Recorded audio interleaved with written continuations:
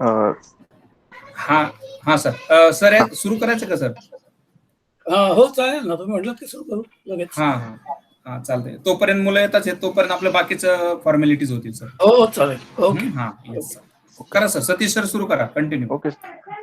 Good afternoon to everyone, and I welcome to Dr. Shrikant Karlikar sir for today's session on research methodology in geography, and also welcome to all participants of this coursework. Now I request to Srimati Komal Singh Madam and give the introduction of today's resource person. Thank you, sir. Uh, I welcome our today's resource person, Dr. Shrikant Narayan Karlekar, sir. He was former Dean, Faculty of Earth Science, Maharashtra Vidyapeeth, Pune. Sir was head of the department of SP College, Pune. He has also obtained training in photogrammetry and aerial photo interpretation at Indian Photo Interpretation Institute in Dehradun from July to December 1979. He worked as professor of geography in Pune University from 11 September 2001 to 3rd May 2002. Currently, he is working as an editor of online journal Geosphere, a geoscience activity by Jividha, Pune from May 2020. He has been awarded by different awards like Best Teacher Award by Maharashtra Bhugol Shastra Parishad in December 2005, LG Deshpande Award by LG Deshpande Pratishthan 26 April 2008, Geography Teacher Award by the Deccan Geographical Society of India in February 2012, Swatantra Veer Swarkar Award for the book Prithvi Jignasa by Pune Marathi Granthalaya on 30 May 2017. He has visited different countries like Australia, England, Scotland, Malaysia, Singapore, Bhutan, and Sri Lanka. He has good research academic work. Like he has supervised 20 PhD and 8 MPhils. He has completed 10 research projects. He has also published 36 text and referral books. He presented 25 research papers in different national and international conferences. He has also published 84 papers and 5 papers in press. 190 popular scientific articles were published by Sir. Now I request Karlikar Sir to address for this session. Thank you, sir. Thank you, Singh. Can I start now? Yes sir. Yes, I'll share the screen. Yes sir.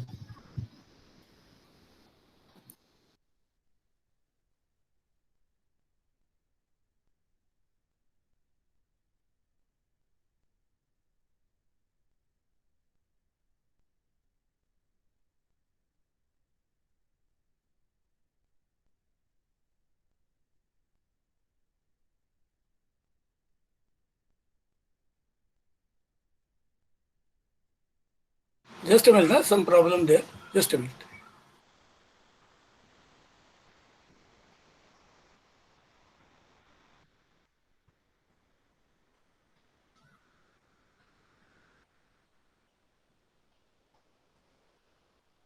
Can you see? Yes, sir. Yes sir. You can see, no? Okay. Yes sir. Yes. Okay. Okay. Good afternoon, friends. Today we will be discussing the research methodology and design in both the branches of geography, that is in physical as well as human geography. I was told that I have to discuss with you in English as well as in Marathi. So our presentation will be a bilingual presentation. So you can also ask me questions in English as well as in Marathi at the end of this particular discussion. Okay. Now you may be knowing, because I do not know how far you know about this particular total research methodology as such, because many aspects must have been covered. बऱ्याच गोष्टी याच्या आधी cover झाल्याही असतील. But we want to put this in a sequential form, and we will also discuss those things which are missed out. ज्या काही गोष्टी झाल्या नसतील त्या सुद्धा आपण बघू यावेळेला. Now this is the definition. The research is a structured inquiry. Inquiry is the investigation. It is not inquiry, it is inquiry, investigation that utilizes acceptable scientific methodology to solve problems and create new knowledge that is generally applicable. So what is a research? Research म्हणजे काय आहे की ज्यामध्ये you will be utilizing acceptable methodology. आजची जी मान्य झालेली अशी methodology आहे, सायंटिफिक मेथोडॉलॉजी, ती आपण वापरतो या आपल्या संशोधनामध्ये. आणखीन असा प्रयत्न त्यामध्ये करतो की it is generally applicable. We create new knowledge that is generally applicable. म्हणजे आमच्या थिसिसमधनं असं काहीतरी बाहेर पडलं पाहिजे की जे ऍप्लिकेबल आहे, ज्याचा यूज होऊ शकेल. So that is what research is. Okay, based on scientific methodology and the outcome is applicable research. Now, scientific methods, when we talk of the scientific methods, they consist of systematic observation.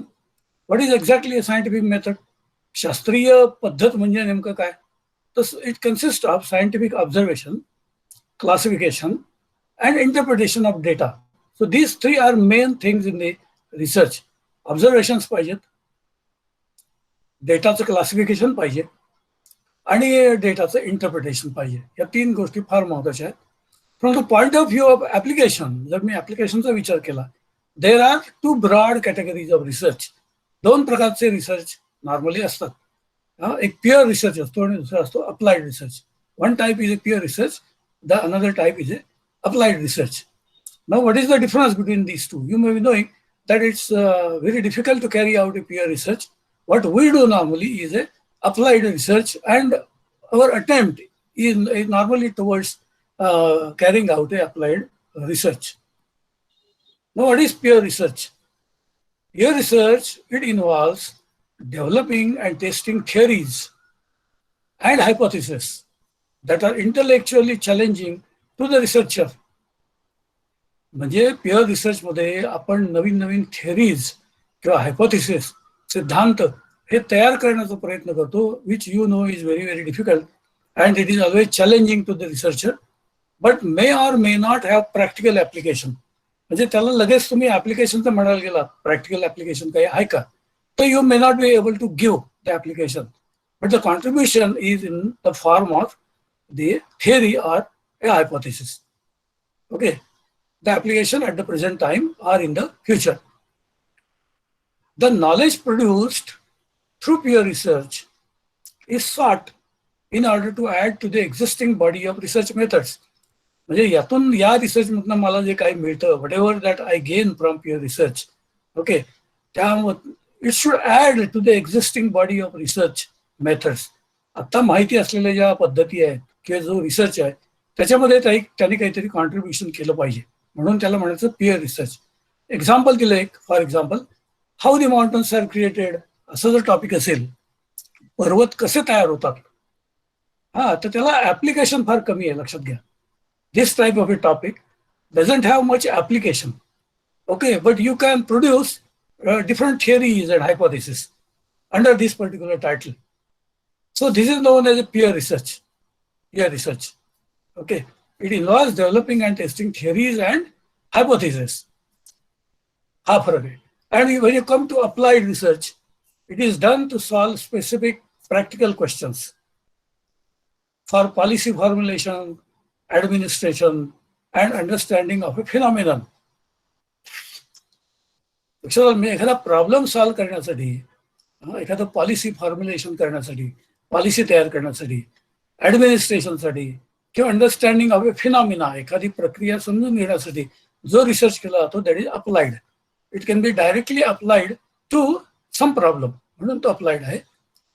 It can be explanatory. Now this research can be explanatory, म्हणजे तो वर्णनात्मक सुद्धा असू शकतो, but it is usually descriptive. म्हणजे explanatory आणि descriptive हे दोन्ही शब्द तसे जवळपास सारखेच आहेत की ज्याच्यामध्ये वर्णन केलेलं आहे. This tries to explain, this tries to describe. याच्यामध्ये वर्णन आहे आणि याच्यामध्ये ते वर्णन जे आहे ते अधिक डिटेल केलेलं आहे, एक्सप्लेन केलेलं आहे. It is almost always done on the basis of basic research. हा बेसिक रिसर्च जो आहे त्यावरती आधारित तो असतो. Applied research can B carried out bye academic or industrial institutions. आपण करतो तो सगळा अकॅडमिक रिसर्च आहे आणि that particular research is a applied research. आपण करतो ते म्हणजे आपल्यापैकी 25-26 जणांचे टॉपिक मी बघितले तर त्यातले बरेचसे टॉपिक हे अप्लाइड रिसर्च किंवा अकॅडमिक रिसर्च मधले असतील. It is less likely that it will be from the peer research. Similarly, हा जो रिसर्च आहे this is carried out by the industrial institutions. बऱ्याचशा इन्स्टिट्यूशन जो सर्च करतात रिसर्च तो अप्लाइड स्वरूपाचा असतो. So that is the difference. You must know what type of research I am carrying out. याचा एक एक्झाम्पल आहे. What is causing increase poverty in cities. शहरामध्ये ही जी पॉवर्टी आहे ह्या पॉवर्टीची काय कारणं आहेत. हा जर मी अभ्यास करत असेल, हा जर माझा टॉपिक असेल, if this is my topic of research, what is causing increase poverty in cities, this is my applied research. कारण त्यामध्ये मी काहीतरी असे प्रश्न विचारतोय की काही I am trying to understand a phenomena. एक फिनॉमिना मी अंडरस्टँड करण्याचा प्रयत्न करतोय आणि त्या दृष्टीने काही प्रश्न विचारतोय. So that is a difference between these two. Okay. Now, once you decide to carry out a research, you have to follow these steps. एकदा तुम्ही संशोधन करायचं म्हटलं की मग तुम्हाला डेफिनेट अशा काही स्टेप्स आहेत ते फॉलो करावे लागतात. First of all is formulating the research problem. Research problem हा डिफाईन करावा लागतो, फॉर्म्युलेट करावा लागतो. एक्सटेन्सिव्ह लिटरेचर रिव्ह्यू करावा लागतो. या गोष्टी तुम्ही बघितलेल्या आहेत किंवा तुम्हाला याच्या आधीच्या स्पीकरने सांगितलेलं असेल. You may be knowing, but I am putting this in a sequence: formulating the problem, extensive literature review, developing the objectives तयार करून ती डेव्हलप करायची, preparing the research design including sample design करायचं आणि research design करायचं, collecting the data collect करायचं, then analysis of that data, then you have to come out with the generalizations and interpretation. हा जो डेटा आहे on the basis of this analysis you have to come out with the generalisations and interpretation. And finally preparation of the report or presentation of results, formal write ups of conclusions reached. म्हणजे आपला thesis जो आपण bind केलेला thesis submit करतो तो. अशा ह्या 8 major steps आहेत रिसर्च मध्ये. Will see one by one. Now, step number 1, it is formulating the research problem. I am told that most of you have fixed your problems and titles. तुमच्यापैकी बऱ्याच जणांची title झालेली आहेत असं मला कळलंय. पण तरी सुद्धा you must know, okay, what are the properties, what are the characteristics of the formulating the research problem. It is the first and most crucial step. अतिशय crucial step आहे in the research process. Main function is to decide what you want to find out about. आपल्याला नेमकं काय करायचं आहे. What you want to find out, काय शोधायचं ह्याची मला कल्पना असली पाहिजे. मला हा प्रॉब्लेम फॉर्म्युलेट करण्याआधी, before I formulate the problem, I must know what I want to find out. The way you formulate a problem determines almost every step that follows. एकदा तुम्ही हा प्रॉब्लेम डिटरमाइन केला, फॉर्म्युलेट केला, एकदा title fix केलं की ते title almost every step that follows, पुढची प्रत्येक स्टेप तुमची जी आहे ती तो डिटरमाइन करतो. लक्षात घ्या. आणि म्हणून टायटल फिक्स करणं, फॉर्म्युलेट करणं हा अत्यंत महत्वाचा असा हा विषय आहे. तुम्ही ते केलं असेल तर मग विचार करा की हे लक्षात घेऊन मी ते केलं आहे का नाही. कारण otherwise you will face number of difficulties which of course we will discuss in course of this presentation. Now, what are the considerations in selecting the problem? म्हणजे हा मला प्रॉब्लेम सिलेक्ट करायचा आहे, मी म्हटलं तर तुम्हाला तसं फॉर्म्युलेट करायचं आहे, तर त्याच्यामध्ये काय काय कन्सिडरेशन्स असली पाहिजेत, म्हणजे कोणता विचार असला पाहिजे. These help to ensure that your study will remain manageable and that you will remain motivated. पूर्ण काळामध्ये तुमची PhD जी काही चालणार असेल 2 वर्ष, 3 वर्ष, 5 वर्ष, त्यामध्ये इट विल रिमेन मॅनेजेबल. तो मॅनेजेबल राहायला पाहिजे. म्हणजे तो तुमच्या आवाक्याबाहेर जाऊन उपयोगाचा नाही. It should be in your control and that you will remain motivated. आणि 4 वर्ष लागली तरी तुम्ही मोटिवेटेड राहाल. तुम्हाला त्यामध्ये 4ही वर्ष इंटरेस्ट राहील असं होणार नाही की 2 वर्षांनी यू आर लुझिंग इंटरेस्ट. असं नाही होणार, असं होऊन भागणार नाही. म्हणून interest. A research endeavor is usually time consuming and involves hard work and possibly unforeseen problems. तुमच्या या संशोधनामध्ये सगळ्या ओके काय आहे, इट इन्व्हॉल्व्ह हार्ड वर्क. अतिशय हार्ड वर्क आहे त्याच्यामध्ये. म्हणजे सहज मिळणारी डिग्री नाही आहे ती. पॉसिबल अनफोर्सिन प्रॉब्लेम्स, पुढे काय प्रॉब्लेम येऊ शकतात त्याची तुम्हाला आज कल्पना येऊ शकत नाही, असे काही अडचणी येऊ शकतात. One should select topic of great interest to sustain the required motivation. 4-5 वर्ष जी काय लागतील, 2 वर्ष जी काय लागतील, त्यामध्ये तुम्ही मोटिवेटेड राहण्यासाठी तुमचा टॉपिक हा तुमच्या दृष्टीने it should be a topic of great interest. तुमच्या आवडीचा विषय पाहिजे. ओके, म्हणून इंटरेस्ट हा हे पहिलं कन्सिडरेशन आहे. म्हणजे मी टॉपिक चूज करताना ज्याच्यामध्ये मला इंटरेस्ट आहे तो मी चूज करेन. उगाच माझा मित्र म्हणाला म्हणून किंवा इतर काही कारणाने मी तो सिलेक्ट करणार नाही. मला इंटरेस्ट आहे म्हणून मी तो सिलेक्ट करेन. नंतर second consideration is magnitude. It is extremely important to select a topic that you can manage within the time and resources at your disposal. Topic असा निवडायला पाहिजे की जो तुम्हाला अवेलेबल असलेल्या वेळेमध्ये आणि अवेलेबल असलेल्या रिसोर्सेसच्या सहाय्याने तुम्हाला तो मॅनेज करता येईल. म्हणजे त्याची मॅग्निट्यूड तशी असली पाहिजे. म्हणजे उगाच काहीतरी डेटा असा घेऊन उपयोगाचा की नाही ज्याच्यामध्ये मला भरपूर समजा सॅटेलाइट इमेजेस पाहिजेत अगदी रिसेंट, म्हणजे कालची मला इमेज पाहिजे सॅटेलाइट इमेज आणि ती मला अवेलेबल नाही आहे, तर असं उपयोगाचं नाही. म्हणजे ते मला ठरवावं लागेल की मला रिसोर्सेस ॲट माय डिस्पोजल कुठले आहेत, वेळ मला किती लागेल, त्याची मॅग्निट्यूड किती आहे. Narrow the topic down to something manageable, specific and clear. तुम्हाला असं वाटलं की हा टॉपिक खूपच मोठा आहे, माझ्या कंट्रोलच्या बाहेर आहे, मला काही जमणार नाही हे करायला, तर मग काय करायला लागेल, you have to narrow down the topic. हा तुम्हाला नॅरो डाऊन टॉपिक करावा लागतो. म्हणजे तो थोडा लहान करावा लागतो, छोटा करावा लागतो. आणि हा तुम्हाला नंतरही करता येतो. म्हणजे सुरुवातीला तुम्ही काम सुरू केलं आणि 1 वर्षभरानंतर तुमच्या लक्षात आलं की नाही हा फार मोठा टॉपिक आहे, तर तो मला थोडा टॉपिक कमी करता येतो, टायटल बदलता येतं. त्यासाठी आपले रिसर्च गाईड यांच्या मदतीने एक लेटर विद्यापीठाला पाठवावं लागतं आणि त्यामध्ये लिहावं लागतं की due to these difficulties I want to narrow down the topic. मला टॉपिक माझा बदलायचं आहे, कमी करायचं आहे किंवा मला तो चेंज करायचा आहे. आणि तुमची कारणं जर बरोबर असतील तर तुम्हाला युनिव्हर्सिटी परमिशन देते. आणि बऱ्याच वेळा असं होतं की सुरुवातीला आपण काम सुरू करतो पण आपल्याला त्याचा आवाका कळत नाही आणि आवाका न कळल्यामुळे नंतर लक्षात येतं की टॉपिक खूप मोठा झाला आहे, कमी केला असतं तर बरं झालं असतं. तर तो तुम्हाला करता येतो, 1-2 वर्षानंतर करता येतो. युनिव्हर्सिटीमध्ये कुठल्याही विद्यापीठामध्ये ती प्रोव्हिजन आहे. There is a provision to change and narrow down the topic after few months or years. ती किती आहे, ही मुदत किती असते, ती तुम्हाला विद्यापीठाच्या तुमच्या ब्रोशरमध्ये किंवा माहिती पत्रकामध्ये ती मिळते. कारण ती सगळीकडे सारखी नसते. नॉर्मली UGCने गाईडलाईन दिलेली आहे त्याप्रमाणे ती तुम्हाला पहिल्या 6-7 महिन्यामध्ये सुद्धा निश्चित करता येते. Okay, now the third consideration while choosing the topic is measurement of concepts. म्हणजे तुमचा जे कन्सेप्ट आहे, तुमचा जो डेटा वगैरे वगैरे आहे तो तुम्हाला मेजर करायचा आहे. मग make sure that you are clear about the indicators and measurements of concepts if used in your study.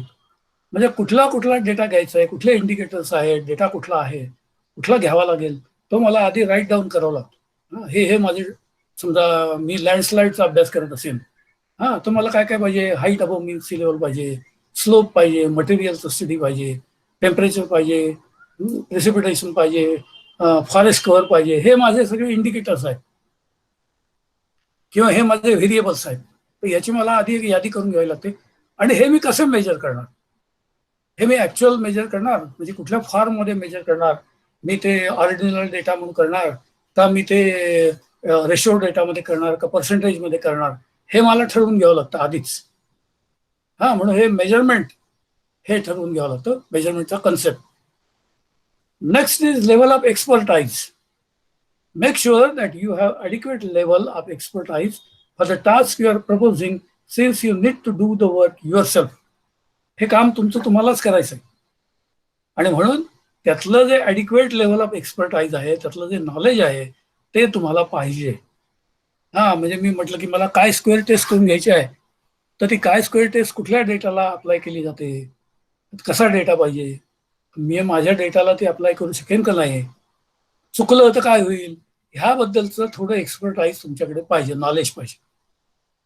Okay, for that matter anything, कुठलंही. म्हणजे समजा तुम्ही लँड यूज स्टडी करत असाल तर what is exactly land use, तो change करा, तो त्यातला चेंज स्टडी करायचा म्हणजे नेमकं काय करायचं, मॅपिंग कसं करायचं. If I am using GIS, do I have any knowledge of the GIS, त्याचं काही नॉलेज आहे का.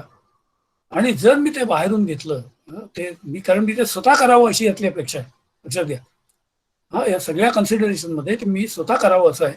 पण बऱ्याच वेळा असं होतं की आजकाल GIS GPS वगैरे हे जे आहे, GPS दुसऱ्याचं वापरून GIS दुसऱ्याची घेऊन सॉफ्टवेअर घेऊन लोकांकडनं आपण कामं करून घेऊ शकतो. पण त्यातलं थोडंफार नॉलेज हे आपल्याला पाहिजेच, कारण शेवटी तुम्हाला प्रेझेंट करायचं आहे तुमचं वर्क. तेव्हा जर काही वेळेकडे प्रश्न आले तर तुम्हाला त्याची उत्तरं देता आली पाहिजेत. आणि म्हणून त्याचं लेवल ऑफ एक्सपर्टाइज हे तुमच्याकडे हे असलं पाहिजे. Okay, now next consideration is the relevance. Ensure that your study adds to the existing body of knowledge, bridges current gaps, and is useful in policy formulation. This will help you to sustain interest in the study. म्हणजे तुमच्या या सगळ्या your work is relevant to something. तुमचं काम जे आहे ते relevant आहे, ते महत्वाचं आहे. आणि त्यामुळे काही गॅप्स ज्या आहेत स्टडीमधल्या त्या भरून जात आहेत, किंवा काही नॉलेज वाढत आहे, काही नवीन नवीन इन्फॉर्मेशन मिळते आहे. आता समजा तुम्ही काही लँड यूज बद्दल काम करत असाल तर you are giving more information to फार्मर्सना काही नवीन माहिती त्याबद्दल मिळते आहे. क्रॉपिंग पॅटर्न चेंज करायचा आहे, तुमची काही आयडियाज असतील त्या तुम्ही त्यांना सांगताय, असं त्याचं रिलेव्हन्स पाहिजे. म्हणजे ते नुसतं काहीतरी टेक्स्टबुक मध्ये ठेवलेलं सारखं असं काही उपयोगाचं नाही.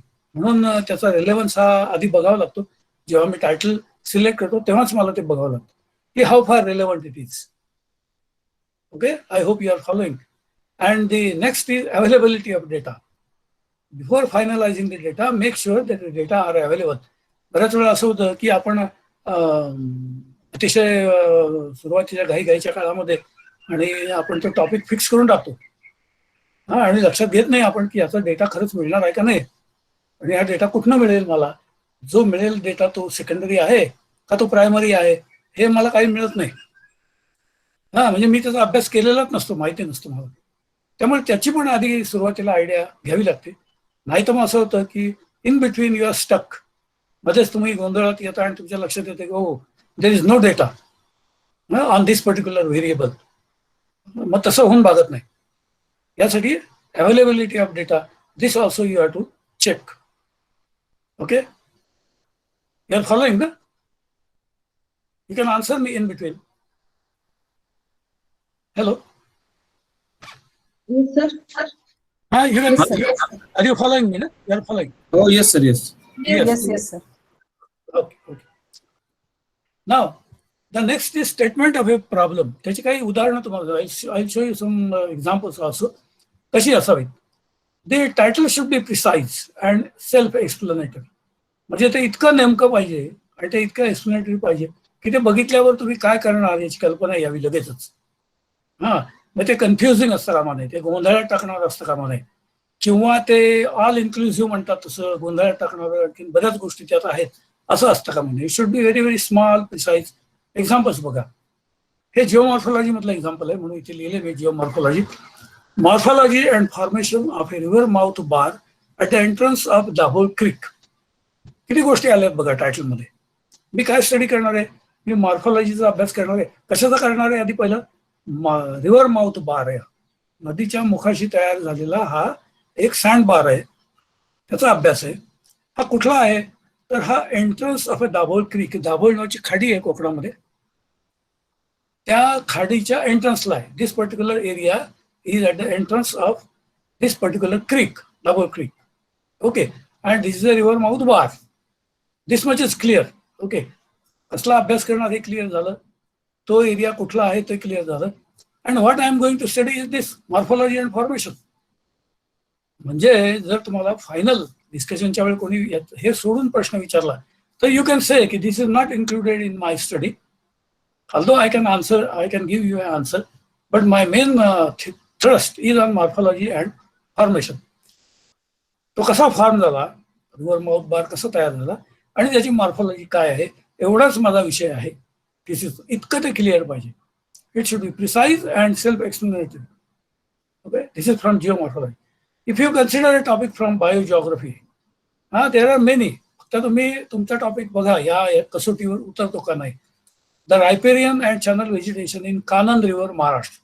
महाराष्ट्रामधली जी कानन नदी आहे त्या कानन नदीच्या नदीमधलं म्हणजे नदीच्या चॅनल मधलं व्हेजिटेशन आणि नदीच्या रायपेरियन म्हणजे बँकवरचं व्हेजिटेशन, याचा हा स्टडी आहे. Riparian and channel vegetation in Kanan river in Maharashtra. This is from biogeography. So the things are clear.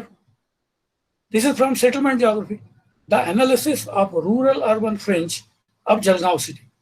Jalgaon city जी आहे त्या Jalgaon सिटीचा rural-urban fringe, it is not only a study, it is analysis. Okay. So see, everything is clear from the topic. म्हणजे प्रश्न विचारणारा याच्या बाहेर जर तो गेला प्रश्न विचारणारा तर तुम्हाला लगेच सांगता येतं की this is not included in my study, although I can answer this, but my main thrust is on दिस.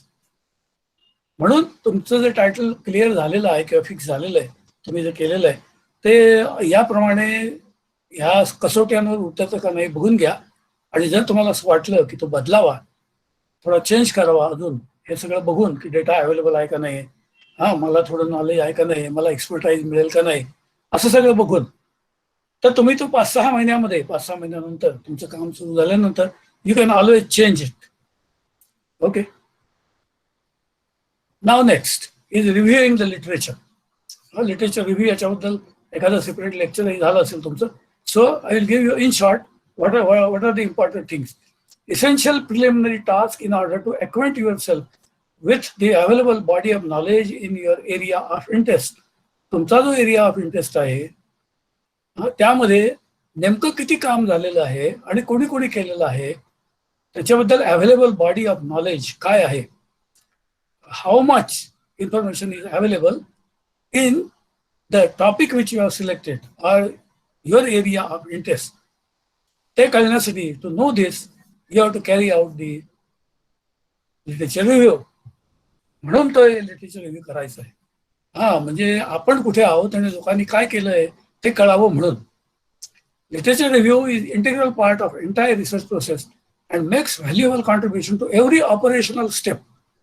प्रत्येक वेळेला प्रत्येक वाक्य लिहिताना तुमच्या लक्षात येतं की अरे याचं काम कोणीतरी केलंय बरं का, मग ते मला into bracket I can write that, I can give that particular reference, किंवा I can read that and accordingly I can change my work.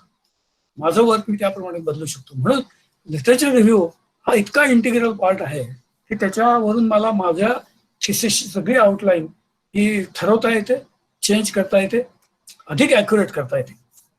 कारण लोकांनी काय केलं याची मला कल्पना त्यावरून येते. म्हणून reviewing literature can be time consuming, daunting and frustrating, but it is also rewarding.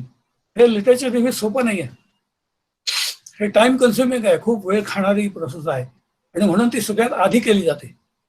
Okay, you to go to the library, you to go to many other libraries also, ज्या ठिकाणी तुमच्या टॉपिकची माहिती मला मिळू शकेल. तिथले रिपोर्ट्स, तिथले थिसिस हे सगळे बघून ते सगळे रिव्ह्यू, ते लिटरेचर मला लिहून काढावं लागतं. आणि ते लिहून काढण्याची एक विशिष्ट पद्धत पण आहे ती तुम्हाला थोड्या वेळाने सांगेन मी, पण ते लिहून घ्यावं लागतं. आणि ती डॉन्टिंग आहे, कंटाळवाणी आहे, फ्रस्ट्रेटिंग कंटाळवाणी आहे, ती भयंकर तुमची कसोटी बघणारी आहे. पण finally it is rewarding. Finally त्यातून तुम्हाला खूप फायदा झालेला दिसतो. येते का लक्षात? म्हणून ते review of literature is a very very important step आणि म्हणून आधी सुरुवातीला थोडंफार तरी इनिशियल हे लिटरेचर रिव्ह्यू करावं लागतं. आता जिओमॉर्फॉलॉजीमध्ये what we do in geomorphology normally is we visit the area first. Okay, because to see is to believe असं म्हणतात. म्हणजे बघितल्यामुळे तुम्हाला खूप गोष्टी एकदम क्लिअर होऊन जातात आणि प्रत्येकाला प्रत्येकाच्या परसेप्शन प्रमाणे त्या दिसत असतात. म्हणून एकदा एरिया व्हिजिट करून आलं की त्यानंतर मग जर मी रिव्ह्यू ऑफ लिटरेचर केलं तर मला खूप फायदा होतो, असं होतं. आता बाकीच्या इकॉनॉमिक जिओग्राफीमध्ये, ह्युमन जिओग्राफीच्या इतर ब्रांचेसमध्ये हे नेहमीच होईल असं नाही. For that you have to first carry out the literature survey and then you have to visit the area. It helps. त्यामुळे जिओमॉर्फॉलॉजी आणि इकॉनॉमिक जिओग्राफी किंवा ह्युमन जिओग्राफी याच्यामध्ये थोडा हा बेसिक डिफरन्स अप्रोच मधला आहे. But you have to carry out. म्हणजे असं नाही की जिओमॉर्फॉलॉजी वाल्यांनी करायचं नाहीये, they also have to carry out the literature review. पण जर एखादी व्हिजिट आधी करून आलात तुम्ही, नंतर लिटरेचर रिव्ह्यू केला तर त्याचा फायदा होतो. What are the functions of literature review? Its functions are to bring clarity and focus to your problem. तुमच्या प्रॉब्लेममध्ये क्लॅरिटी यावी आणि ते अधिक फोकस्ड व्हावं, नेमकेपणा त्याच्यात यावा, म्हणून हे आवश्यक आहे. It improve your methodology. त्याने मेथडॉलॉजी तुमची बदलते किंवा सुधारते. म्हणजे लोकांनी वापरलेल्या मेथड्स, वारंवार एकच मेथड वापरलेली असेल आणि तुम्ही वेगळी काही एखादी देत असाल तर मग तुमच्या कामाचं महत्त्व वाढतं. सगळ्यांनी समजा mean, mode, median, standard deviation एवढंच काढलेलं आहे आणि बाकी काहीच केलं नाही. But you are applying probability approach to your standard deviation values, तर मग अर्थातच ती तुमची मेथडॉलॉजी ही इम्प्रूव्ह होते. Are you following me? So you have to study the literature. You have to see which methods they have been used by other people. कोणी काय वापरलं हे बघायचं आणि मग एखादी नवीन मेथड मी वापरू शकतो किंवा नवीन मेथड अप्लाय करू शकतो. नवीन मेथड तुम्ही शोधून काढली असं पाहिजे असं नाही, तर ती अवेलेबल आहे मेथड, पण ऍप्लिकेशन नवीन असेल तुमचं, असं होऊ शकतं. So it improve your methodology. It broadens your knowledge also. याने तुमच्या टॉपिकचं नॉलेज ते ब्रॉडनिंग होतं त्याचं, म्हणजे ते त्याचा विस्तार पावतात, जास्त माहिती तुम्हाला त्यातली ही मिळू शकते. Therefore is very very important when writing the literature review. पण तुम्हाला लिटरेचर रिव्ह्यू लिहावा लागतो. तुम्ही काय लिटरेचर रिव्ह्यू केलेलं आहे हे तुम्हाला थिसिसमध्ये लिहावं लागतं तुमच्या. Include only that work which is relevant to your research. मी असे अनेक थिसिस बघितले आहेत की ज्या थिसिसमध्ये भरपूर लिटरेचर रिव्ह्यू केलेलं आहे, पण that is not pertaining to the topic. Topic वेगळाच आहे आणि दिलेला लिटरेचर रिव्ह्यू आणि दिलेले रेफरन्सेस हे काहीतरी भलतेच आहे.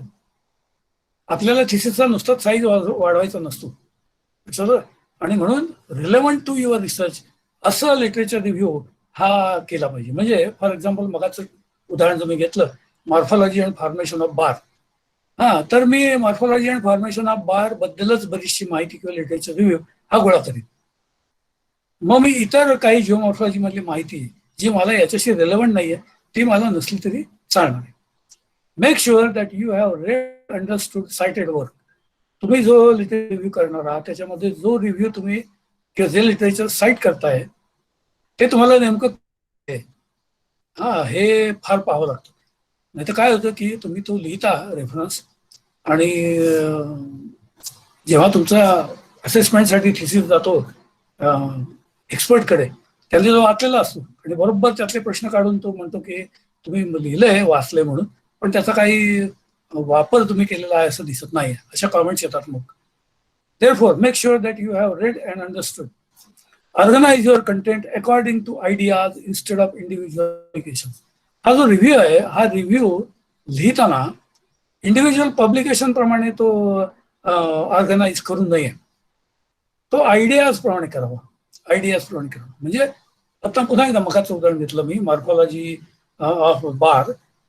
तर तो ऑर्गनाइज करताना, लिटरेचर रिव्ह्यू ऑर्गनाइज करताना आधी मी हे बार म्हणजे काय, तो कसे तयार होतात, नंतर रिव्हर माउथ बार म्हणजे काय, ते कसे तयार होतात, त्याच्याबद्दलचं लिटरेचर काय आहे, ते सगळं मी असं हळूहळू एक एक लिहित जाईन. मग मॉर्फॉलॉजीबद्दल काही लिटरेचर असेल तर ते करेन. मग त्याचं जे फॉर्मेशन आहे त्याच्याबद्दल काही आहे का, असं. म्हणून मगाशी तुम्हाला म्हटलं तसं की title decides everything. Title decides everything. तुमचं जे टायटल फॉर्म्युलेट केलंय तुम्ही त्याच्यावरनं तुम्हाला ह्या आयडियाज प्रमाणे हे ऑर्गनाईज करता येतं लिटरेचर रिव्ह्यू. तेव्हा लिटरेचर रिव्ह्यू हे गोंधळात टाकणार असतं कामा नये. It should not be confusing आणि it should not be heterogeneous. असं तर होमोजिनिटी दिसली पाहिजे एका मागून एक. आणि महत्वाचा भाग, include only those references that are recent. हा अत्यंत महत्वाचा भाग आहे, कारण आपल्याकडे फार बघितलं जात नाही, परंतु आम्ही बघितलंय परदेशामध्ये, विशेष करून ऑस्ट्रेलियासारख्या देशामध्ये आम्ही पाहिलंय की एक 50 वर्षाच्या आधीचा रेफरन्स असेल आणि तो तुमच्या थिसिसमध्ये असेल तर तो महत्वाचा समजला जात नाही, तो आउटडेटेड समजला जातो, कारण त्याच्यानंतर खूप काम झालेलं आहे. आणि आजकाल तर एक फार महत्वाचं झालंय, आजकाल तर असं म्हणतात की गेल्या 15 ते 20 वर्षाचा डेटा तुम्ही हा दिला रेफरन्स तरी तो खूप झाला. म्हणून लिटरेचर रिव्ह्यू हे जे लिटरेचर तुम्ही पाहताय, that literature should not be very old. ते गेल्या 25 वर्षामधलं 20 वर्षामधलं असेल तर दॅट इज बेटर. म्हणजे 1932 मधला रेफरन्स असेल किंवा बरेचसे रेफरन्सेस 1932 मधले असतील तर त्यामुळे तुमच्या थिसिसचं महत्व वाढत नाही, असा त्याचा अर्थ आहे. Okay. Third is formulation of objective. आता आपल्याला ऑब्जेक्टिव्ह फॉर्म्युलेट करायचं, कारण ऑब्जेक्टिव्ह तयार करणं हा फार महत्वाचा भाग आहे. Objective are the goals you set out to attain in your study. मला नेमकं काय मिळवायचं आहे at the end of my thesis हे मला आधी ठरवता आलं पाहिजे. ओके. आणि म्हणून ती ऑब्जेक्टिव्ह ठरवणं हा पहिला भाग आहे. They inform a reader what you want to attain through the study. Reader म्हणजे नॉर्मली रीडर हा तुमचा हा असतो, एक्झामिनर असतो पहिला. ओके. मग त्या एक्झामिनरला कळलं पाहिजे की तुम्हाला नेमकं काय हवं आहे ते त्या ऑब्जेक्टिव्ह मधनं कळतं. It is extremely important to word them clearly and specifically. म्हणून याचं वर्डिंग हे अतिशय क्लिअर आणि स्पेसिफिक असलं पाहिजे. म्हणजे काय ते सांगतो तुम्हाला, तर ते क्लिअर असलं पाहिजे.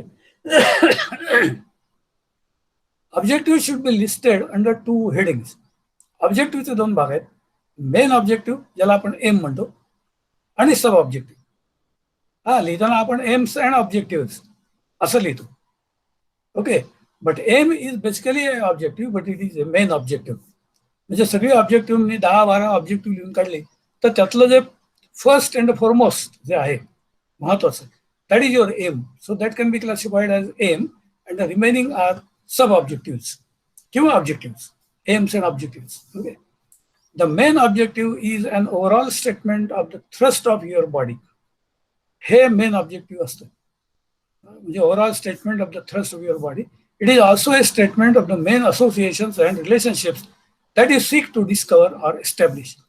म्हणजे मलाच्या एक्झाम्पलमध्ये मॉर्फॉलॉजी अँड फॉर्मेशन मला स्टडी करायचं आहे, हे माझं मेन ऑब्जेक्टिव्ह. ओके. आता ते कसं करायचं हे मी वेगवेगळ्या पद्धतीने मांडणार आहे किंवा ऑब्जेक्टिव्ह मी त्याप्रमाणे लिहिणार. पण माझं main objective is to study the morphology and formation. Okay. The sub-objectives are the specific aspects of the topic that you want to investigate within the main framework. मग सब ऑब्जेक्टिव्ह जी आहेत ती अर्थातच त्या ऑब्जेक्टिव्हकडे, त्या एम कडे जाण्यासाठी मी काय काय करणार तो भाग त्यामध्ये आहे. They should be numerically listed. 1, 2, 3, 4 या पद्धतीने ती लिहावी लागतात objective. Wording should be clearly, completely and specifically communicate your intention. Wording असं पाहिजे की तुम्हाला नेमकं काय म्हणायचंय ते त्यातून स्पष्ट झालं पाहिजे. Each objective should contain only 1 aspect of the study. म्हणजे जर 10 ऑब्जेक्टिव्ह लिहिली असतील तर प्रत्येक वाक्यामध्ये एक आस्पेक्ट यायला पाहिजे. तुमच्या लक्षात येईल, मी एक्झाम्पल देतो. Use action oriented words or words when writing objective. Objective लिहिताना necessarily objective should start with words such as to determine, to find out, to ascertain, to measure, to explore हे शब्द आलेच पाहिजेत. Okay. So how I will write, my aim is to determine or to find out. You can use accordingly. तुम्ही काय करणार आहात त्याच्यावरती to ascertain the formation. You can also use this to ascertain the formation. Okay. And to find out the process. of what? Of the river mouth bar. Okay. So these words, they are very important. I am going to determine. I will determine this. I will find out this. I will ascertain this. I will measure this. And I want to explore this. So these are very, very important. हे लक्षात ठेवा, कारण हे शब्द जर नसतील तुमच्या objective मध्ये तर तुमची ऑब्जेक्टिव्ह व्हॅलिड धरली जात नाहीत. आपल्याकडे बऱ्याच वेळेला थिसिस हा बघितला जातो अतिशय क्रिटिकली, जे ज्यांना अतिशय अनुभव आहे चांगला आणि जे खरोखर मनापासून काम करतात ते हे सगळं बघतात. पण असे पण थिसिस काही असतात की ज्याच्यामध्ये तुम्हाला हे असे काही शब्द काही दिसतच नाहीत, पण ऑब्जेक्टिव्ह मात्र तुम्हाला 20-25 लिहिलेले दिसतात. Okay, that actually is not an objective. Objective should be written in this format to determine the density of trees in a particular area. I will try to determine the density of trees in the river channel. That is my objective. I will try to find out the location of riparian vegetation in the river. That is my objective.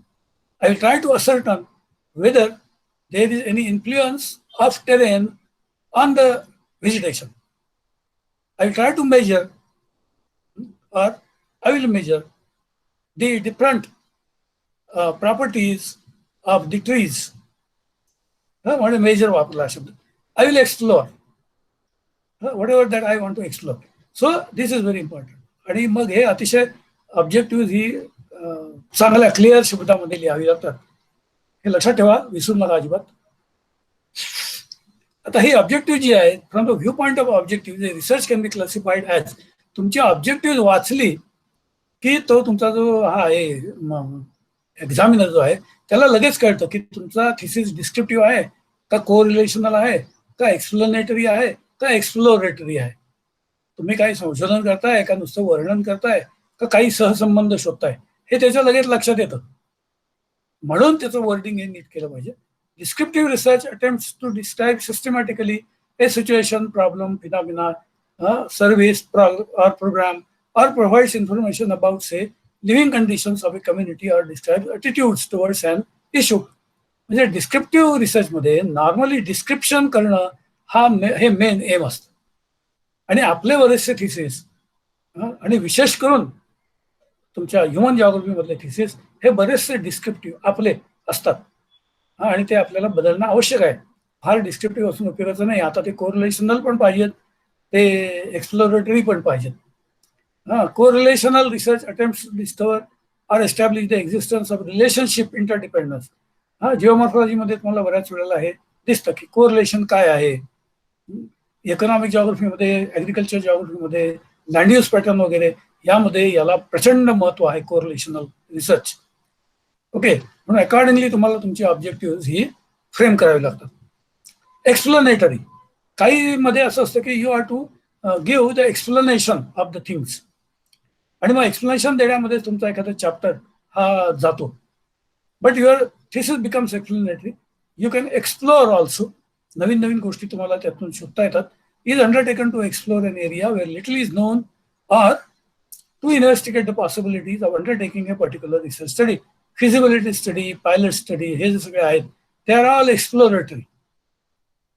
म्हणजे यामध्ये मला अजून काय करता येईल. For example, मगाचे topic मी बघितले की जळगाव सिटीचा जो रुरल अर्बन फ्रिंज आहे, त्या फ्रिंजमध्ये कशा पद्धतीने बदल करता येतील किंवा झाले तर परिणाम जास्त होणार नाहीत, चांगले वाईट. ओके, किंवा पुणे सिटी आहे, पुणे सिटीची फ्रिंज एरिया आहे, त्या फ्रिंज एरिया आता कशी आहे, त्याच्यामध्ये काही बदल झाले तर हा एक्सप्लोरेटरी आहे. मी एक्सप्लोर करतोय काय होऊ शकेल, काय होऊ शकेल. Okay, so that is how your objective can be written with the view whether your work is descriptive, correlational, explanatory or exploratory. Next is identify variables or components for generating data. तुम्हाला variables identify करावे लागतात. मगाशी म्हटलं त्याप्रमाणे landslide मला study करायचं असेल तर मला कुठले व्हेरिएबल्स मला पाहिजेत, आवश्यक आहेत, आणि हे लिटरेचर रिव्ह्यू केल्यानंतर मला कळतं की कुठले व्हेरिएबल्स हे महत्त्वाचे आहेत. तर ते आयडेंटिफाय करणं ही स्टेप 4 आहे. स्टेप 5 आहे deciding the types of measurement scales. म्हणजे ही जी मेजरमेंट स्केल चार्ट दिलेली आहे ती स्टीव्हन्सने दिली आहे. S S Stevens has classified the different types into 4 categories. this you must have studied in your statistical methods paper. Nominal or classificatory, ordinal or ranking, interval आणि ratio. त्यातला nominal हा फार कमी लेव्हलचा हे आहे, टाईप आहे, पण रेशो हा सगळ्यात हायर लेव्हलचा आणि मोस्ट ॲक्युरेट आहे. Okay, this is most accurate. तर हे तुम्हाला ठरवावं लागतं की मी कुठल्या प्रकारचा डेटा वापरणार आहे किंवा कन्वर्ट करणार आहे. असं होतं की तुम्ही data, you are collecting the data, but finally you will be converting the data into a ratio scale. हा म्हणजे percentage form, because percentage form is the best form where no units are used. सेंटीमीटरमध्ये आहे का काय ते काही याच्यामध्ये येत नाही. Okay, so this you have to decide. Measurement scale कुठला आहे तुमचं, तुम्ही नुसतं काउंट करताय का. फ्रिक्वेन्सी डेटा असेल तर तो इट बिकम्स ए नॉमिनल क्लासिफिकेटरी. त्यामुळे त्याचं क्लासिफिकेशन हे मला फ्रिक्वेन्सी डिस्ट्रीब्युशनमध्येच करावं लागतं. ऑर्डिनल किंवा रँकिंगमध्ये असेल तर मला तो रँकिंग डेटा करावा लागतो. इंटरव्हलमध्ये असेल तर मला इंटरव्हल स्केल घेऊन तो डेटा त्याप्रमाणे इंटरव्हलमध्ये डिवाइड करावा लागतो. So this you have to study, decide. Then the actual process of collecting the data. Data can be, it can be quantitative or qualitative, or it can be both. म्हणजे qualitative असं होत नाही की नुसताच qualitative data आहे. It can also be quantitative or it can be both. Similarly it can be primary or secondary. तर primary म्हणजे काय, it is collected by researcher. मी स्वतः गोळा केलेला असतो तो प्रायमरी असतो.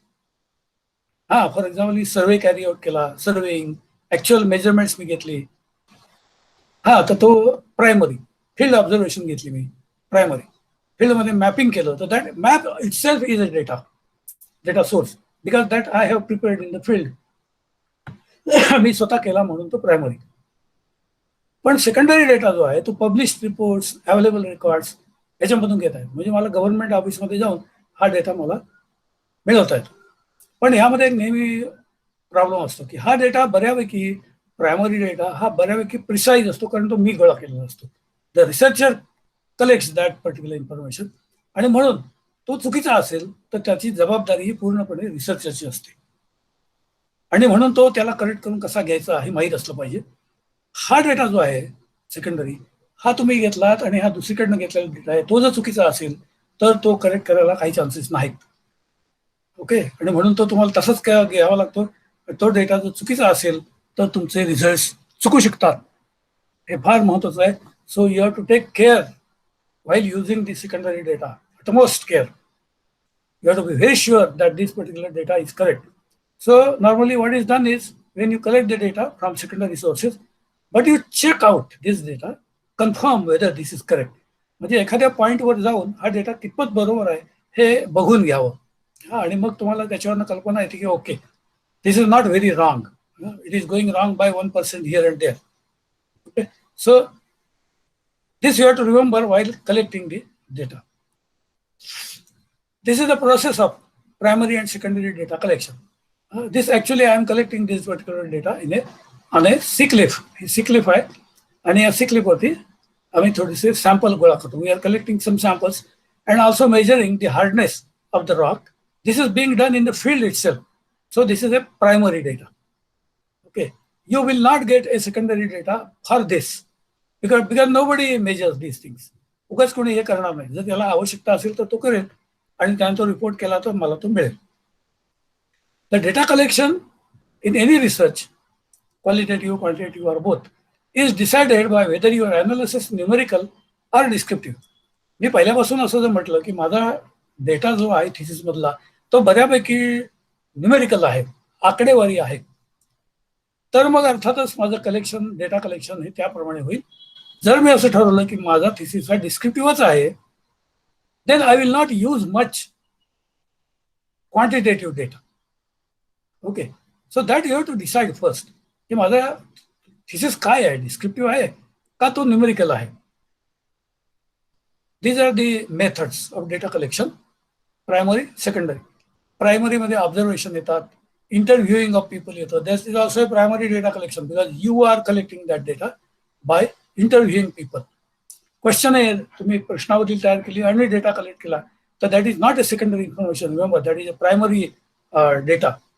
मला एका विद्यार्थ्यांनी प्रश्न विचारला होता की मी क्वेश्चनरी तयार करून आणली तर तो सेकंडरी डेटा आहे का नाही, तर नाही, that is a primary because you have collected that data, remember. Okay, secondary sources are these documents, government publications, earlier research reports, census handbook, personal records, service records आणि client records. हे सगळं secondary source आहे. None of the methods provide 100% accurate and reliable information, even the primary. तुम्हाला 100% accurate आणि reliable information देत नाहीत, कारण मी जरी primary data collect केला तरी there can be a human error and my data can go wrong slightly. So 100% accuracy is never achieved and it is never 100% reliable. However, primary sources provide relatively better information than the secondary. Therefore, in your thesis, try to include as much as possible primary data collected from primary sources. Using field instruments is the most reliable method of field data generation. This is normally done in the geomorphology or physical geography. Okay, data is collected with the help of instruments. Even in economic geography or agricultural geography, if we are measuring the salinity of soil or the salinity of water, you can use the salinity meter. Okay, and your data becomes very precise because you are using the instrument. Use of field equipments and measurements is an integral part of research carried out in physical geography. In physical geography, आम्ही तर हे सगळं we do all these things in the field. म्हणजे actually इथे core घ्यायचं आणि core घेऊन जमिनीखालचे sample आम्ही काढतो and those samples they are analyzed further. Okay, like that. Satellite and Google Earth images, they serve as best source of data extraction. आजकाल हे तुम्हाला एक खूप चांगलं एक साधन हे मिळालेलं आहे because you can extract a lot of information from such images. आणि ह्याच्यावरती जर तुम्ही टोपोशीट हा नवीन टोपोशीट सुपरइम्पोज केला तर तुम्हाला लोकेशनल इन्फॉर्मेशन ही खूप चांगली you can extract. Interviewing is also a technique. Depending upon your plans, you might commence interviews or mail out questionnaires. आजकाल हे मेलिंग आउट ऑफ क्वेश्चनेअर्स हा एक नवीन प्रकार आहे. म्हणजे तुम्ही क्वेश्चनेअर तयार करायची आणि ती मेल आउट करायची. तुम्हाला जे त्याची उत्तरं देतील असं वाटतं त्यांना ते मेल करायचं आणि त्यांच्याकडनं माहिती घ्यायची. ती आलेली माहिती तुम्हाला यू हॅव टू स्क्रुटिनाइज आणि मग you have to find out whether the answers given are correct किंवा फेअरली करेक्ट. तुम्हाला ते स्कॅन करावं लागतं. पण this is one way. Then you can interview directly people किंवा ग्रुपमध्ये करू शकता. You can mail questionnaires, you can telephone interviewing, तुम्ही इंटरव्ह्यू हा टेलिफोनवरती घेऊ शकता. पर्सनल इंटरव्ह्यूइंग तुम्ही करू शकता. तुम्ही ग्रुप इंटरव्ह्यूइंग करू शकता. गावामध्ये गेला तर गावामधले काही लोकांना गोळा करून झाडाखाली बसून प्रश्न विचारून असं पण तुम्हाला हे इंटरव्ह्यूइंग करता येतं जे तुम्हाला खूप चांगली माहिती देऊ शकतं. But for that you have to go to that particular village आणि गावामध्ये जाऊन ती माहिती घ्यायची आणि लोकांकडून मिळालेली माहिती you can also check back with the census handbook or the records available. Then there is an experimental method. Determining sample design is a crucial part of Indian research. आता या एक्सपेरिमेंटल मेथड मध्ये मला sample design करावं. म्हणजे किती percent sampling मला करायचं आहे. 30% पाहिजे का 50% पाहिजे. 100% सॅम्पलिंग कोणी करत नाही. कारण देट is most illogical. Normally 30% sampling केलं की तुम्हाला खूप चांगली माहिती मिळते which is representative of that particular thing. तुमचं जे स्टॅटिस्टिक मधलं लेक्चर झालं असेल त्यांनी तुम्हाला हे सांगितलं असेल. 30% सॅम्पल केलं तर तुम्हाला रिसर्चसाठी खूप चांगलं एक डेटा बेस तयार करता येतो. Okay, now we come to step number 7. It is constructing the hypothesis. आता हायपोथेसिस म्हणजे एक विशिष्ट सिद्धांत किंवा कल्पना आहे. Hypothesis is an assertion or an idea about a phenomenon, relationship or situation, the reality or truth of which you do not know. म्हणजे हे एक अशा प्रकारचं एक असम्पशन आहे, कल्पना आहे किंवा एक अशी आयडिया आहे एखाद्या गोष्टीबद्दलची किंवा असं एक रिलेशनशिप किंवा सिच्युएशन आहे की ज्याच्याबद्दल मला खात्रीने काही माहीत नाहीये. Okay, that is a hypothesis. म्हणून ती एक संकल्पना आहे, लक्षात घ्या. हायपोथेसिस, पण ते कन्स्ट्रक्ट करावं लागतं तुला. A researcher calls these assumptions hypothesis and they become the basis of an inquiry. म्हणजे मला इन्क्वायरी कसली करायची आहे, माहिती काय घ्यायची ते ह्या हायपोथेसिस वरती ठरतं. In most studies, the hypothesis will be based upon your own or someone else's observation. हे ऑब्झर्वेशन, हे हायपोथेसिस करताना तुम्ही तुमच्या अनुभवावर आधारित ते करू शकता किंवा बाकीच्यांच्या माहितीवर आधारित करू शकता, कारण तुम्हाला शेवटी ते टेस्ट करायचंय. ओके, फॉर एक्झाम्पल, मी मगाचा टॉपिक जो घेतला की formation of river mouth bar. Okay, आणि मी हायपोथेसिस असं तयार केलं की they river mouth bars are normally very extensive. नदीच्या मुखापाशी तयार होणारे जे बार आहेत, सँड बार, ते खूप मोठे असतात. This is my hypothesis. This can be based on my knowledge or this can be based on others' observation. लोकांनी सांगितलं म्हणून मी ते केलेलं आहे हायपोथेसिस, किंवा मला माहिती आहे, मी जाऊन आलो त्यांच्या वेळेला, मला लक्षात आलं म्हणून मी ते केलेलं आहे. म्हणून हायपोथेसिसला एक बेस असला पाहिजे तुमचा किंवा लोकांनी केलेल्या ऑब्झर्वेशनचा. Hypothesis brings clarity, specificity and focus to your problem, but it is not essential for study. This is very very important. Hypothesis असलंच पाहिजे असं नाही, लक्षात घ्या. काही युनिव्हर्सिटीजमध्ये असतं, त्यांनी स्पेसिफिकली लिहिलेलं असतं की there should be a hypothesis in your thesis. आता तुमच्या जर फ्रेमवर्कमध्ये लिहिलेलं नसेल आणि तुम्ही नाही इन्क्लूड केलं तरी चालतं, हे लक्षात घ्या. It is not essential. पण जर लिहिलं तर मात्र ते हे सगळं फॉलो केलेलं असं ते हायपोथेसिस असलं पाहिजे. One line single hypothesis is the most preferred form of constructive hypothesis. Hypothesis हे एकच असावं आणि ते सिंगल लाईन असावं. मी असे अनेक थिसिस बघितले की ज्याच्यामध्ये 10 हायपोथेसिस लिहिलेले आहेत. असे असूच शकत नाही. लॉजिकली तुम्ही लक्षात घ्या की आता जसं तुम्हाला म्हटलं की river mouth bar normally is very extensive. नदीच्या मुखापाशी तयार झालेला बार हा खूप मोठा असतो. हे one line single hypothesis.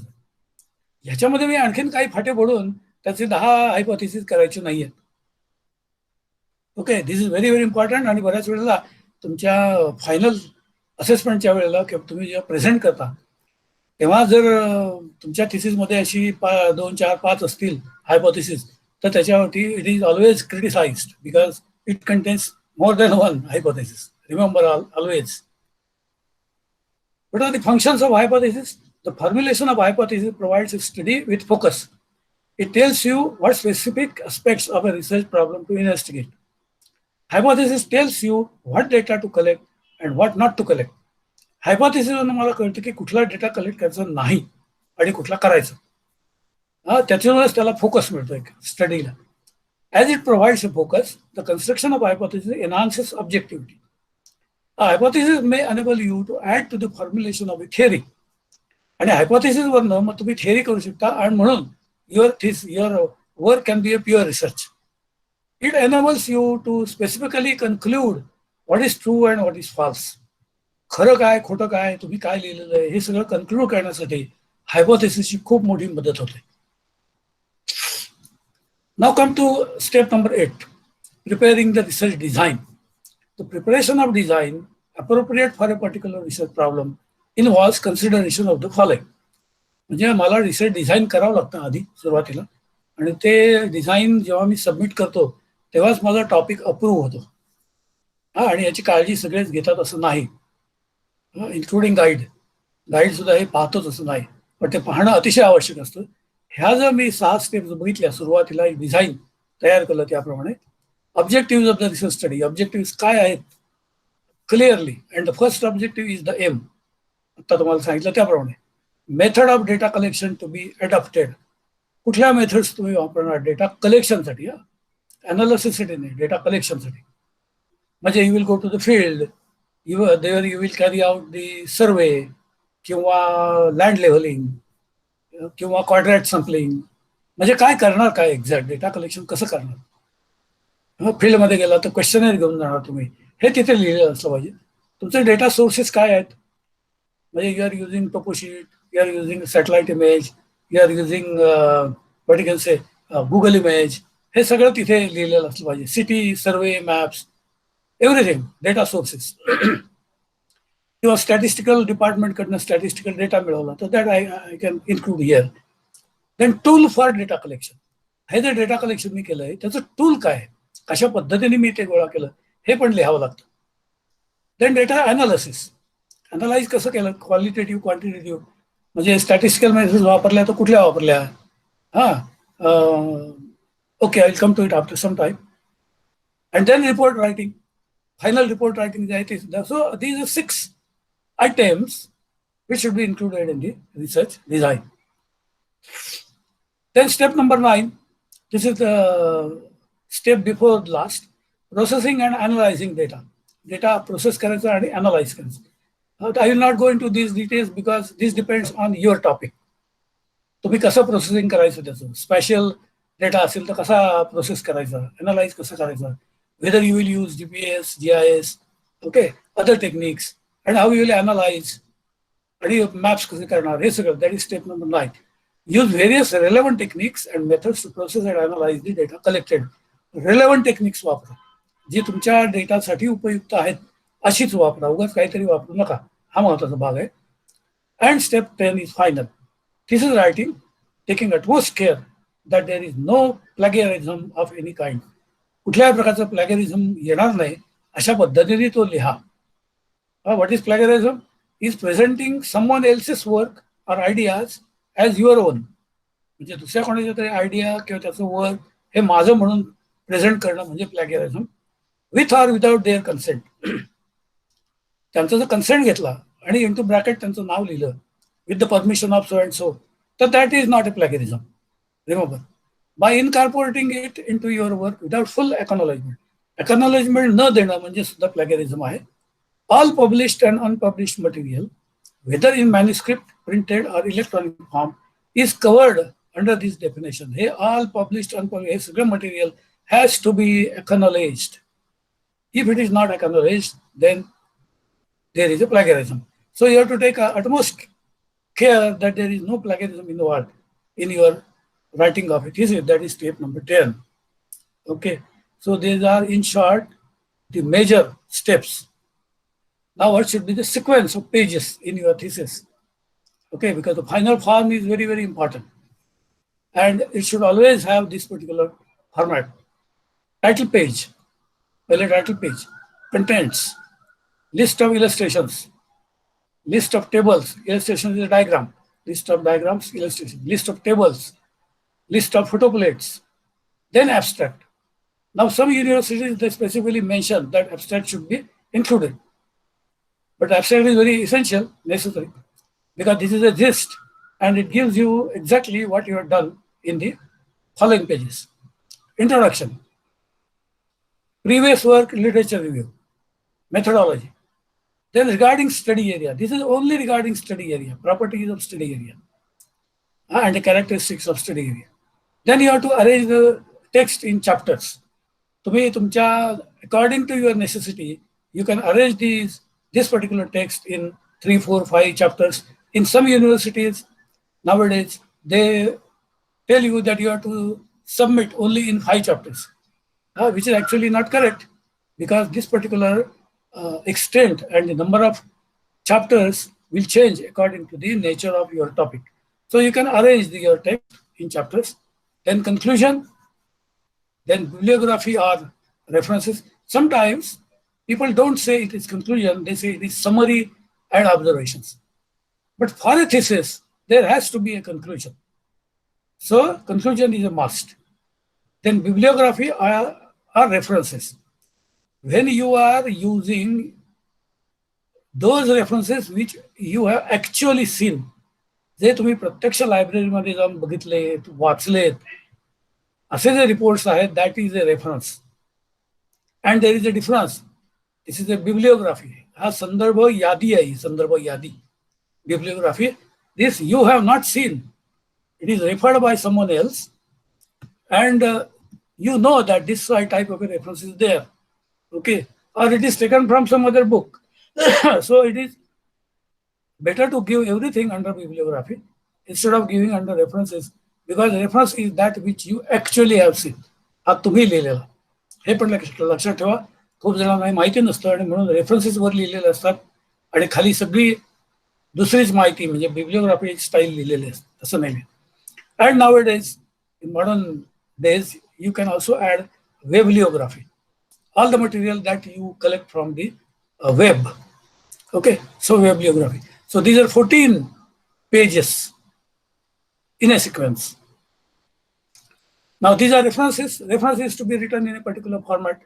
If it is a complete book and you are taking a reference of complete book, how it is written? Jones P.J. Introduction to Algorithms, London, Menthwin. It's a title. It is written in okay, and London Menthwin. Jones, P.J. Smith, etc. Artificial Intelligence, Reconsidered, second edition, New York. This is for a complete book. If the reference is from a chapter in the edited book, it is written in this particular manner. An article in a journal, written in a specific style. An article from bound volume of conference proceeding. If that is a conference proceeding and you are referring to conference proceeding and taking a reference from that, it is to be written in this style. An article you have obtained which was read at conference, whose proceedings seem to not have been published. म्हणजे कॉन्फरन्समध्ये वाचलेला reference आहे, paper आहे, पण त्याचे proceeding नाही आहेत, तर तो कशा पद्धतीने लिहा, हाऊ टू राईट दॅट, त्याची पण एक स्टाईल आहे. Where a work is only published on a web, तो असा लिहिला जातो. http://www हे सगळं त्यामध्ये आलं पाहिजे. अँड व्हेन यू हॅव ॲक्सेस्ड, तुम्ही तो 17 ऑक्टोबर 2009 ॲक्सेस केला आणि तो तुम्ही इन्क्लूड केला, असं होऊ शकतं. लक्षात घ्या, this can happen that your thesis is assessed in the year 2015. 2015 मध्ये तुमचा थिसिस असेस होतोय आणि तुम्ही हे लिहिलेलं नाहीये ॲक्सेस्ड, आणि तो जर तुमचा रेफरी हा शोधायला गेला, तर it is likely that he will not get this on the net because it is as old as 2009, or it is not reporting the things correctly. पण तुम्ही जर हा दिला आणि कंसात हे लिहिलं असेल, तर that is not your fault that it has not correctly reported the things. That is a fault of this particular web, okay, or link. Therefore, it is very essential that you write the access, केव्हा तुम्ही केली, accession केव्हा केलं ते लिहावं लागतं. And finally, in many modern research exercises, an attempt is always made to include future plans of the researcher to investigate the issues that could not be covered or those which have emerged in the process of completion of project undertaken. असं होतं की 3 वर्षाच्या काळात PhD submit करण्याच्या काळात काही नवीन नवीन issues मला कळले, पण मला ते कव्हर करता आले नाही, कारण PhD पण महत्वाचे आहे माझ्या दृष्टीने आणि मला ती पूर्ण करून डिग्री घ्यायची आहे. But I know that these things are very important. So you can include finally on a final page, you can write about the future plans. What do you want to do in this particular topic further in future? So this is also a very important aspect. You can include, or normally it is included nowadays, in future plans. Lastly, I will give you some idea about the human geography research in 2 or 3 slides, because I was told that there are many who are doing research in the human geography, economic geography, that side, not geomorphology, many. असं मला सांगण्यात आलं, आणि म्हणून या 1-2-3 महत्वाच्या गोष्टी तेवढ्या ठेवल्यात, तेवढ्या सांगतो म्हणजे आपलं वेळेत पूर्ण होईल. These are recent trends in human geography. याच्यापेक्षा आणखीनही काही तुम्हाला मिळू शकतील, काही महत्वाचे मी लिहिलेत. A researcher in human geography uses many different designs and methods to study mainly human environment. आजकालचे हे ट्रेंड आहेत नवीन, ह्युमन एन्व्हायरमेंटशी रिलेटेड असे टॉपिक घेतले जातात, त्याचं डिझाईन आणि मेथड्स त्याप्रमाणे घेतलेले असतात. Most of the research work involves field work.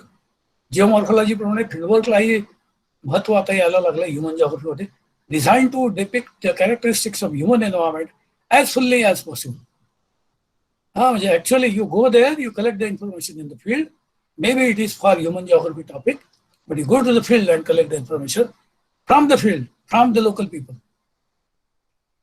In recent times, one notices a major shift in this type of a research from basic research to applied.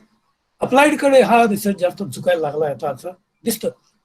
जिओमॉर्फॉलॉजी मध्ये हा ट्रेंड खूप आधी सुरू झाला, ह्युमन मध्ये आता अलीकडे गेल्या 10 वर्षांमध्ये हा सुरू झालाय. Few significant methodological improvements have taken place, but the number of applications have multiplied several times.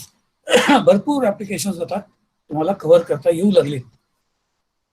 Further the emphasis has also shifted to policy relevant research. आजकाल ह्या रिसर्चला फार महत्व आहे. पॉलिसी रिलेव्हंट जर तो रिसर्च असेल, पॉलिसी फॉर्म्युलेशन, तर आणि हा अशा तऱ्हेचा रिसर्च हा युजली ह्युमन जिओग्राफीमध्ये खूप चांगल्या प्रकारे केला जातो. वेस्टर्न कंट्रीजमध्ये खूप प्रकारे आणि क्वांटिटेटिव्ह हा डेटा वापरून केला जातो. आपल्याकडे सुद्धा हा ट्रेंड येणं अपेक्षित आहे. आणि ह्या these are 6 most popular research methods in human geography. Case study केला जातो आणि अशा 2-4 केस स्टडी देऊन तो थिसिस अधिक चांगला केला जातो. सर्वे केले जातात. ऑब्झर्वेशनल असतो. It can be correlational, it can be experimental, और it can be cross cultural. Okay, वेगवेगळ्या कल्चर्समध्ये जाऊन केलेल्या अशा ते टेक्निक्स आहेत. I will not go into details because we have only 15 minutes remaining. You can use statistics and computer techniques both in physical as well as human geography. Nowadays, such scatter plots, they are usually used frequently in the human geography topics. The quantum of data generated is really voluminous. हल्ली data खूप मिळतोय, तुम्हाला भरपूर data मिळतोय. आणि हा जो data तुम्हाला मिळतोय हा स्कॅटर्ड आहे, नॉन कोहिरंट आहे, हेट्रोजेनियस आहे आणि पिसमिल आहे. Therefore needs proper integration and analysis. हे तुम्हाला काय सांगतोय? Because you go to the data collection level, but you will see that the data is scattered. What you get is not the complete answer. You may get the same type of data somewhere else. Data is heterogeneous also, piecemeal.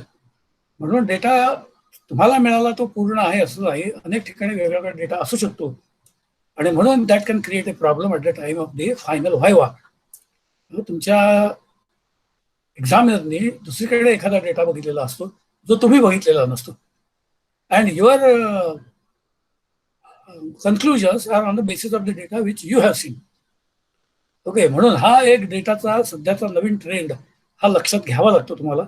आणि मग तुम्हाला काही त्याच्यामध्ये standard errors द्यावे लागतात की what I am giving may go wrong by 1%, 2%, may be correct at 95% level etcetera. असं statistical measure द्यावी लागतात. In the preliminary stages, data can be graphically represented by using charts in Excel worksheet. Graphical representation हे करणं फार महत्त्वाचं असतं आणि ह्युमनमध्ये याला खूपच महत्त्व आहे, कारण it gives you a correct graphical picture of the complex data. Researcher is also required to know distributional characteristics. कुठला डेटा, कारण तो बराचसा फ्रिक्वेन्सीमध्ये असतो. Mean, mode, median, dispersion, kurtosis, skewness, then bivariate correlation, probability, standard error.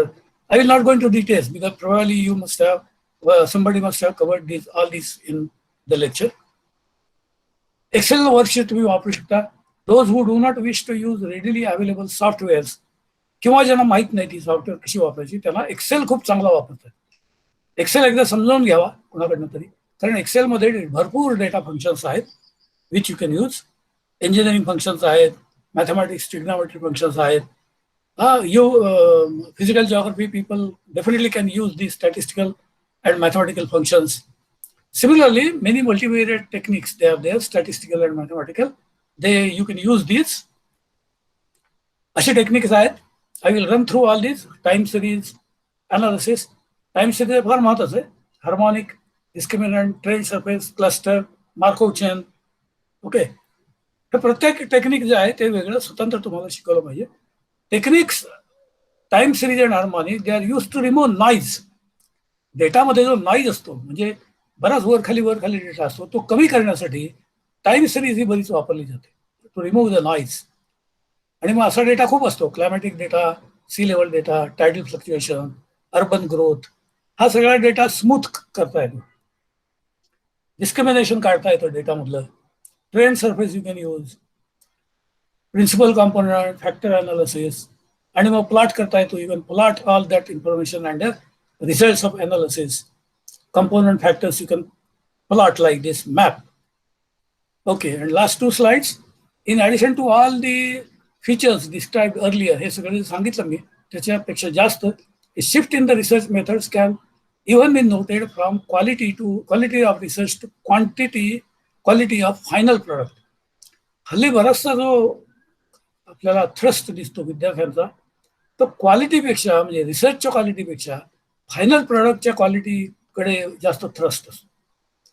Visually ते कसं attractive दिसेल माझा थिसिस, हे बघण्याचा कल फार वाढलेला आहे. It is not only in India, it is everywhere.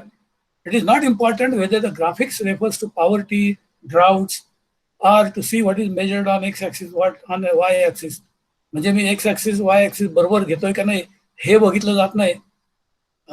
But the importance is it should be, it should look very nice. A researcher not only has any understanding of how it should be plotted, but also does not mind interchanging the them. म्हणजे एक्सचा Y, वायचा x पण तो करू शकतो, as long as the shape of the graph becomes visually attractive. म्हणून इथे scientifically तो चुकीचा होऊ शकतो, ग्राफिकली चांगला दिसतो, visually don't do that. It is very sad. This last slide, it is very sad that the research priorities in these days are getting distorted. आपल्या priorities हे बदलल्या आहेत दोन्हीमध्ये, physical as well as human. And the quality of research has got affected seriously in the recent years due to ignorance of appropriate methods, research methods. नेमक्या methods मला वापरता आले पाहिजेत. And I should not go to thrust on cosmetic presentation. Cosmetic म्हणजे असं खूप छान रंगवलेलं असं प्रेझेंटेशन करण्यामध्ये, म्हणजे थिसिसचं प्रेझेंटेशन अशा पद्धतीने करण्यामध्ये जास्त इंटरेस्ट घेऊ नका. Try to avoid just the appropriate research methods and follow all these techniques which I told you just now. Okay. 10 minutes are remaining. You can ask if you have any questions. Thank you very much. Thank you, sir. This session for open for question and answer.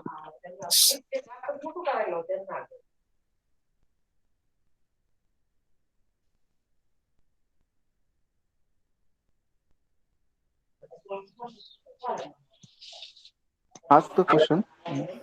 If you have any questions, you can ask. Good evening, sir. Good I evening. have a question. Yeah. Yeah, sir. Just now you mentioned sampling data. So data collection, it should be 30% of the population. So Exactly. In human geography, how is it possible to get 30% when we are having population in lakhs together? That's right. Is it? No. See, your sample size is decided on the basis of 30%. Okay. So supposing that 30% comes to about, say, 20,000 values. Are you following? Yes, sir. So that 20,000 data again can be partitioned. It can be systematically sampled. From that you can use a 30% sample. From that you can use a 30% sample so that it becomes manageable. Okay. Supposing that initially it is say 1,000. Okay, you make a 30% of that, but you see that it is not manageable. I don't get data for these many locations. You take a 30% of that. Are you following? It becomes representative. Okay. That is how it is done. You can search also on the net how this 30% sampling is carried out.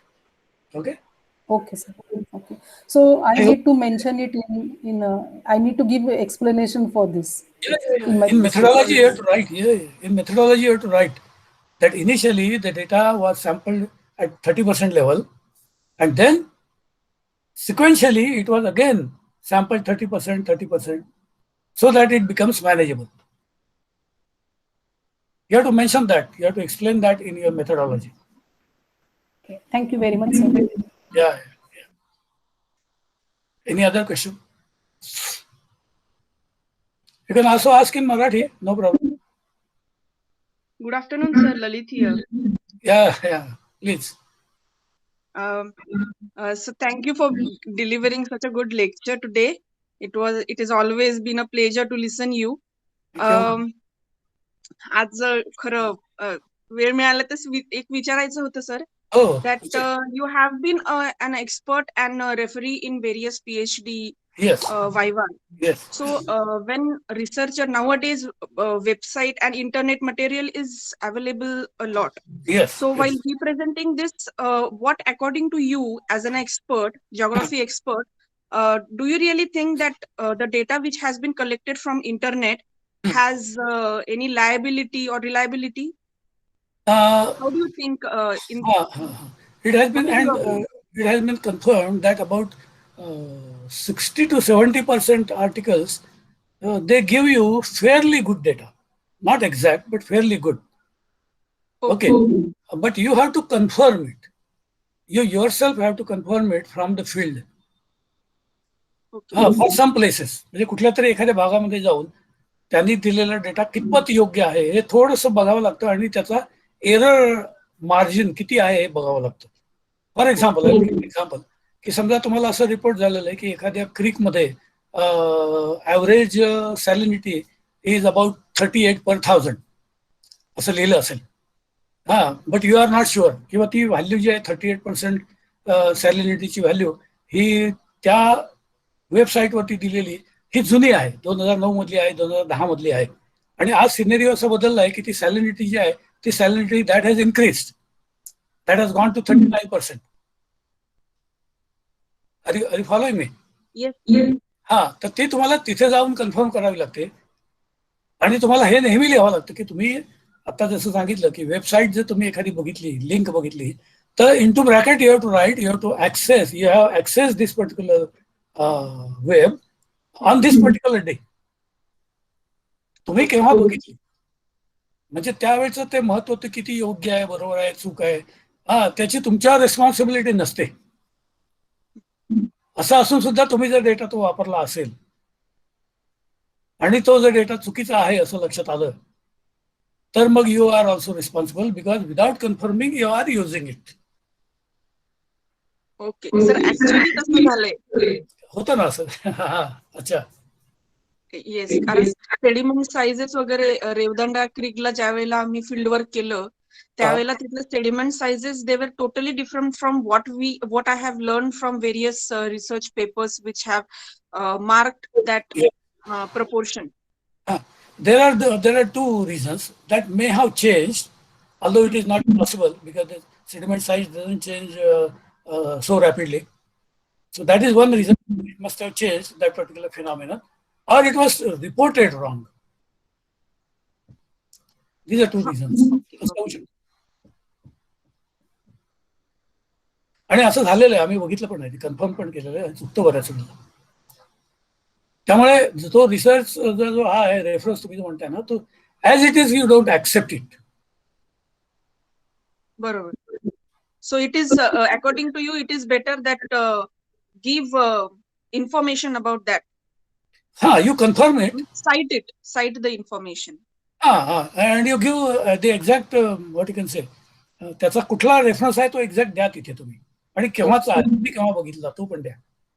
Okay okay हे फार की access केव्हा केलं हे देणं फार महत्वाचं असतं, तुम्ही केव्हा ऍक्सेस केला. बरोबर. Okay sir, thank you. Oh yes, yeah.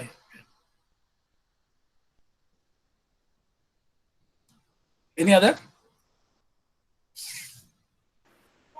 Sir मी अजून एक प्रश्न विचारू? हो, विचारा. माहितीचा स्फोट आजकाल इतक्या मोठ्या प्रमाणात झालेला आहे की ज्या टॉपिक वरती मी काम करते आहे कदाचित असं होऊ शकेल का की माझी माहिती ही तोकडी पडू शकते आणि एक्झामिनर कडे त्याच्याहीपेक्षा जास्त माहिती असू शकते. अनेक वेळा होतं असं, अनेक वेळा होतं. मग तेव्हा माझ्या थिसिस वरती क्रिटिसिझम होऊ शकते का, किंवा ओरल मध्ये त्याचा काही परिणाम होऊ शकतो का? होऊ शकतो त्याचा परिणाम, आणि त्यावेळेला तुम्हाला you have to come out of it very clearly. तुम्ही सांगायला लागतं की मला जे रिसोर्सेस अवेलेबल होते आणि जे मला झाले resources available, on the basis of that I have written this. आणि म्हणून त्याचं एक महत्वाचं तुम्हाला मी सांगितलं की टॉपिक असा तयार करायचा, म्हणजे टायटल असं थिसिसचं ठेवायचं की ज्याच्यामध्ये तुम्हाला प्रिसाइजली तुम्ही काय केलं आणि कुठल्या याच्यापुरतं केलं तेवढं क्लिअर होईल. म्हणजे तुम्ही म्हणू शकता त्या जर एक्झामिनरनी काही दुसरं बघितलं असेल, दुसऱ्या इयरचं बघितलं असेल, दुसऱ्या एरियाचं बघितलं असेल, तर तुम्ही सांगू शकता की I am pertaining to only, my topic is pertaining only to this particular time period. किंवा दिस एरिया. प्रिसिजन पाहिजे टायटलमध्ये. पण हे होतं आजकाल अनेक वेळा होतं की examiner knows many things which you do not know. Plagiarism मध्ये पण असं होऊ शकतं का की कदाचित दिलं गेलं नाही, म्हणजे इंटेन्शन कदाचित नसेल, पण कित्येक वेळा त्याच्यामध्ये पण असा प्रॉब्लेम येऊ शकतो का? नाही, पण प्लॅगरिझम जर येणार नाही, जर तुम्ही जिथून मटेरियल घेतलंय ते पुढे कंसात लिहिलं, त्याचं एक्नॉलेज केलं ना, हो सर. ते चुकीचं असेल की बरोबर, हा तुमचा प्रश्न नाही. You have acknowledge. तुम्ही कोणाकडनं घेतलंय कंसात लिहिलंय ना. Correct. So it is not a plagiarism. कदाचित असं आहे की तो सोर्स आपण वापरलाही नसेल, पण तो एक्झिस्टिंग असेल. येस, एक्झॅक्टली असू शकतं ना. कारण इतकं तुम्ही म्हणला तसं की इन्फॉर्मेशन एक्सप्लोजन एवढं प्रचंड आहे, सगळी माहिती तुम्हाला मिळतच नाही. करेक्ट. आणि सिमिलॅरिटी असेल तर त्या बेसिसवरती आमच्यावरती हे होऊ शकतं का की तर ते तुम्हाला ते सांगावं लागतं की असं होऊ शकतं ना. फॉर एक्झाम्पल तुम्हाला सांगू का की समजा मी असं लिहिलं की urban geomorphology of a particular city, असा मी एक टॉपिक केला. आणि मग तसाच टॉपिक एखाद्याने दुसऱ्याने केलेला आहे, पण तो वेगळ्या इयरला केलाय, असं होऊ शकतं. म्हणजे इतकं एक्झॅक्ट तसंच होत नाही कधी. म्हणजे मी अर्बन जिओमॉर्फॉलॉजी या पिरियड मधली केली आणि दुसऱ्याने अर्बन जिओमॉर्फॉलॉजी त्याच सिटीची केली, पण दुसऱ्या पिरियड मधली केली ना. त्यामुळे ओव्हरलॅपिंग होत नाही. काही गोष्टी ओव्हरलॅप होतील, पण त्या तर तुम्हाला वापरायला काही हरकत नसते. आणि तुम्ही प्रत्येक वेळेला इंटू ब्रॅकेट लिहिताच आहे ना, त्याचा रेफरन्स देताय तुम्ही. त्यामुळे असं होऊ शकतं. Thank you. Good evening, sir. Good evening. My question is that what is the difference between research design and research synopsis? Okay. Design is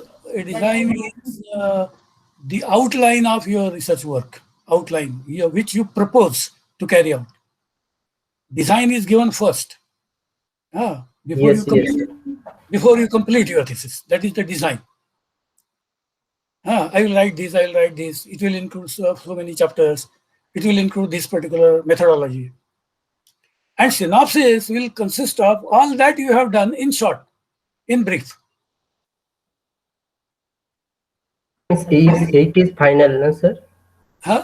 After that means when our thesis will final, then we have to prepare a synopsis. Once your design is finalized, then it is approved, and you are told that you can go ahead now. You can go ahead with your work, but before that you have to finalize your design. That is, the university has to finalize your design. They have to give approval for that. You got it? Yes, sir. Thank you. Any other?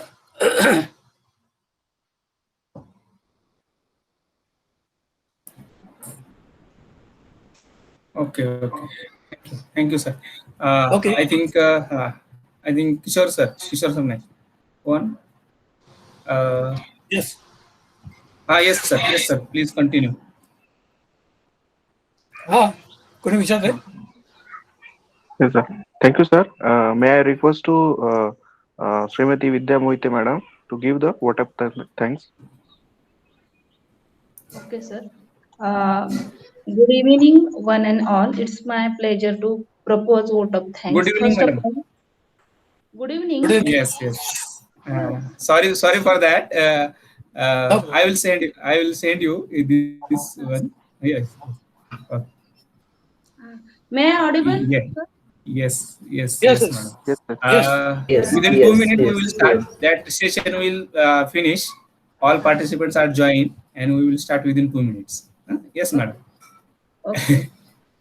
Good evening, one and all. Yes. It's my pleasure to propose vote of thanks. First of Yes. all, my sincere thanks to today's resource person, Honorable Dr. Srikant Karlekar sir, for accepting our invitations and expressing his view on the research methodology in geography. It was quite thoughtful and lot of talk for research purpose. Thank you, sir. Second, Thank you. thank are due to our principal Savita Datar ma'am, who has been very supportive all throughout organization of his online PhD coursework. I express my sincere thanks to Dr. Sunil Gaikwad sir, Head of Department of Geography, SP College Pune, for conducting such online coursework in this pandemic situations. And I would like to coordinate Dr. Manoj Kumar Devane sir and co-coordinator Dr. GM Dhawale sir for inviting such innovative persons for these sessions.